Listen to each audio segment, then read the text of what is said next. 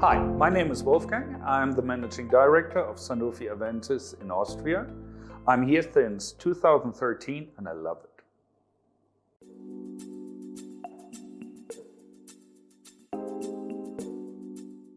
There are two things top of mind. First is expertise. We have expertise in these projects, bringing smaller companies to an upscale running system. Second is we can fund it because our cash flow is reasonable and we are interested in digitalization of the pharma business.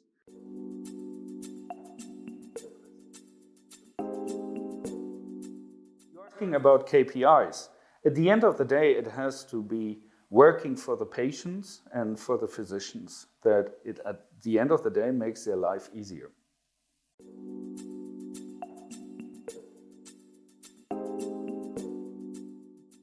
So pharma business is one of the most restricted ones in the whole world.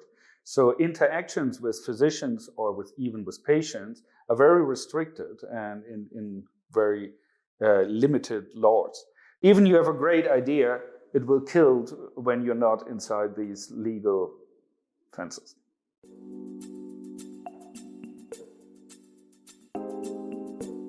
So the big data is, I guess, the gold of tomorrow. Huh? And I heard a few days ago that giving data to whoever, universities, a fund, whatever, is like the blood donor of the 21st century. Yeah, the question will be, the data is on hand because they're collected at the public securities and insurances. The question is how to access this data ethically and morally clean, so that we do not use the data for generating benefits for just a part of people, but for the whole society. Because we can pull out of these big data many signals how diseases can evolve, or we can even stop it or not even start it, which is much better than the other way around.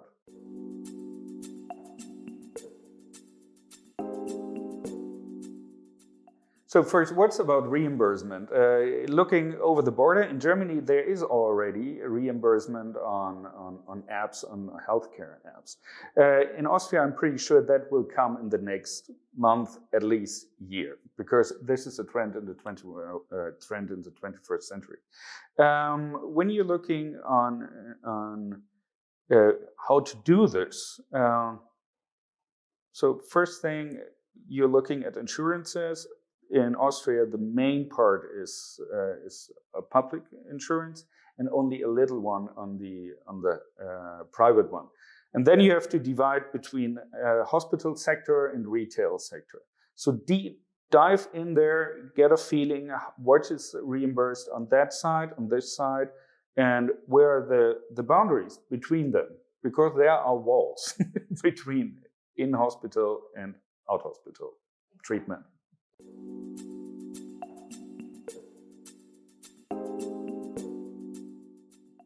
Actually, we picked two of the startups out of the Innovation Hub and worked with them together. We started with them in Austria. One of them is Scarlet Red, the other one is Symptoma. And we started with them in Austria, the collaboration. And then we developed it to a Europe level and now to a global level. So the cooperation is now around the world. What's interesting there is that they offered services that fit exactly to our portfolio. So this was the match starting in Austria.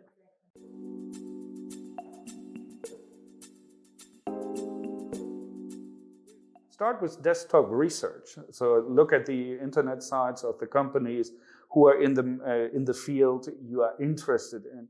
Look where the headquarters of the company is you like to liaise with. When you have global companies, most of the time they are only affiliates in the different countries. So it's even harder to access the global headquarters.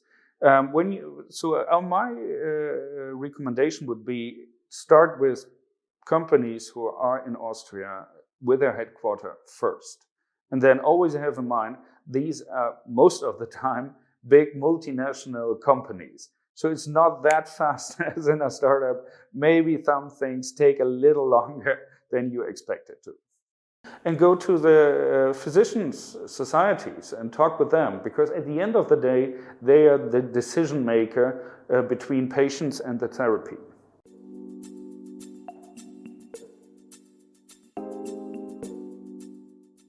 The service has to fit absolutely into our program. So we are not looking for something that maybe can be interesting in 5 years. We're looking, this is our portfolio, what fits now exactly to it.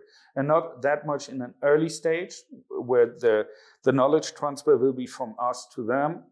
It's more, okay, we can learn something from you because you have a nice idea and you have developed in a very late stage. And then it can be a match.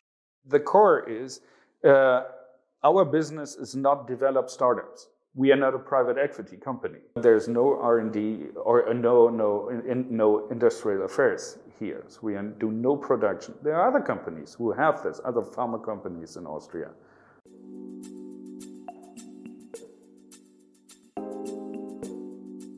A startup that's already running proof of concept, and maybe we are not their first customer. When you have no understanding on the restrictions that pharma industry is bounded into. And the second one is when you're coming too early just with an idea, because that's not our business.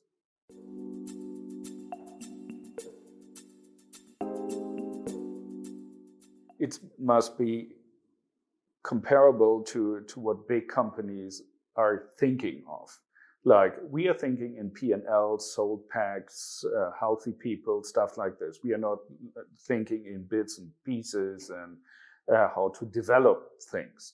So that's the difference. So I would suggest for all the startups, try to see the relation the other way around. So set yourself on the seat of your customer and think what he will wants to have, what are his requirements, and then come with something that fits to it.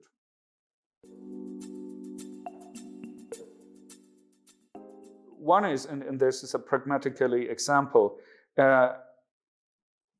be cool with big companies. For an example, the contract signing for our first collaboration took 13 months. So you have to have a kind of coolness and say, at the end of the day, it will work, but it takes a little longer.